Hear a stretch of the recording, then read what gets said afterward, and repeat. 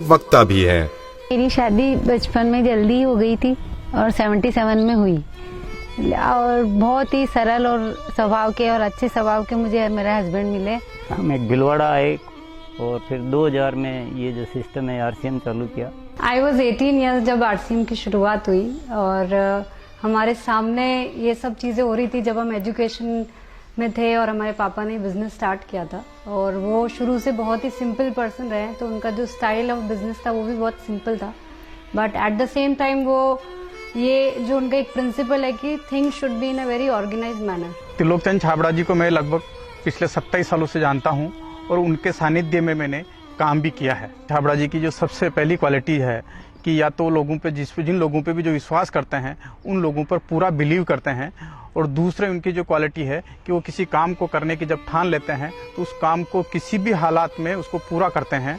जब ये चालू किया था आरसीएम, उससे कुछ समय पहले कुछ सिस्टम यहाँ हिंदुस्तान में चलते थे जो जानकारी में आए, तो एक दिमाग में पता नहीं एकदम विचार से आया कि ये तो बड़ा सुंदर सिस्टम है, अगर हम इसमें नॉर्मल प्रोडक्ट जो हमारे रोज़ उपयोग होते हैं वैसे प्रोडक्ट लाकर अगर करें तो ये तो देश के लिए बहुत अच्छा सिस्टम है, बहुत सारे लोगों को इसका लाभ मिल सकता है।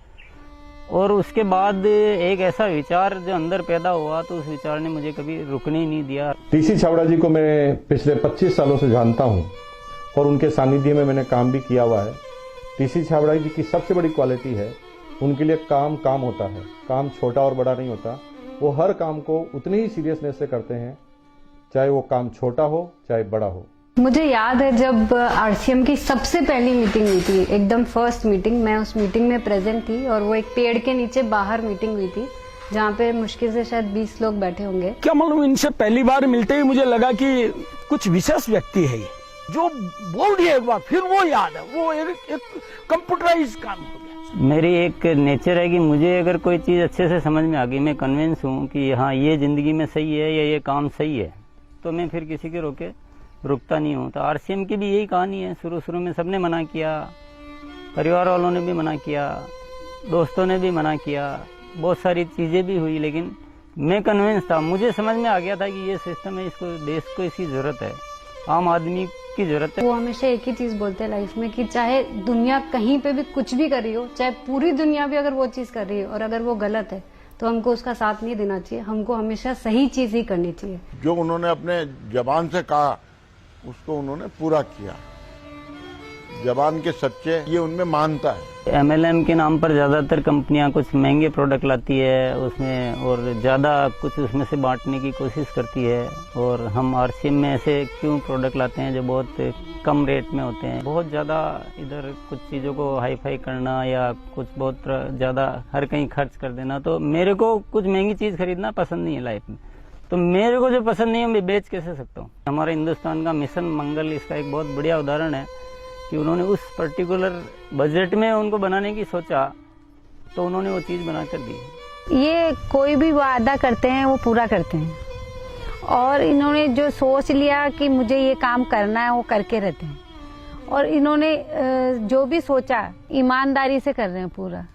बहुत सारी चुनौतियाँ आई इस काम को करते हुए, बहुत सारे लोगों ने साथ निभाने का वादा किया, साथ चले, काम को आगे बढ़ाया, फिर उनके मन में पता नहीं क्या लालच आया तो उन्होंने पूरा बाहर जाकर एक नई कंपनी शुरुआत की और पूरा आरसीएम पर अटैक करना चाहिए, और आरसीएम के सारे लोगों को, सारे सिस्टम को तोड़ने की एक बार नहीं कई बार ऐसे प्रयास हुए कि जब ऐसी घटना हुई है तब आरसीएम में बड़े निर्णय हुए हैं। जो सामान्य गति से चल रहा था उसमें एक मजबूती आई, एक बड़े निर्णय लेने की ताकत आई कि अब तो इसको करके ही रहना है। वो बहुत कम बोलते हैं और बोलते हैं वो एकदम सत्य और सीमित मात्रा में। डायरेक्ट सेलिंग सिस्टम में एक बहुत बड़ी बात सीखने को मिली कि लोगों को कभी भी आप ओवर कमिटमेंट मत करो। 2011 में जो हमारे साथ में ये गवर्नमेंट का हुआ उसमें बहुत अलग हमारे पर इफेक्ट हुआ इस चीज़ का कि ये भी होता है क्या लाइफ में ऐसा। और वो ये जो एक फेज था वो बिल्कुल बहुत कठिनाई का दौर था, बहुत खराब स्थिति से हमें गुजरना पड़ा। मेरे परिवार पर संकट आए और परिवार से ज़्यादा जो हमारे जो टीम है, हमारे जो इतना बड़ा हिंदुस्तान में परिवार बन चुका था, उसको सबको दिक्कतें आई, लेकिन एक मन में विश्वास था कि आखिर जो सत्य वो तो सामने आएगा। ऐसा ट्रैजिक पीरियड आया था कि पूरी दुनिया ने ही बोल सकते साथ छोड़ दिया। इनफैक्ट जो एकदम अपने बोलने के लिए होते हैं उन लोगों ने भी साथ छोड़ दिया। लेकिन पापा की वो जो हिम्मत थी, और जब भी हमने उसके बाद या उस दौरान जब भी हमको मौका मिला उनसे बात करने का, उन्होंने एक ही चीज बस हमको बोली थी कि सब कुछ ठीक होगा, क्योंकि हमने कुछ गलत नहीं किया किसी के साथ। हमारे जो आरसीएम परिवार है उनका इतना विश्वास था कि उन्होंने 1 साल इंतजार किया और पूरा डटे रहे, और जब उनका इतना विश्वास था तो उस विश्वास में इतनी ताकत आ गई और ये सब चीज़ें, जो भी संकट का समय था वो निकला और अब सब चीज़ें धीरे धीरे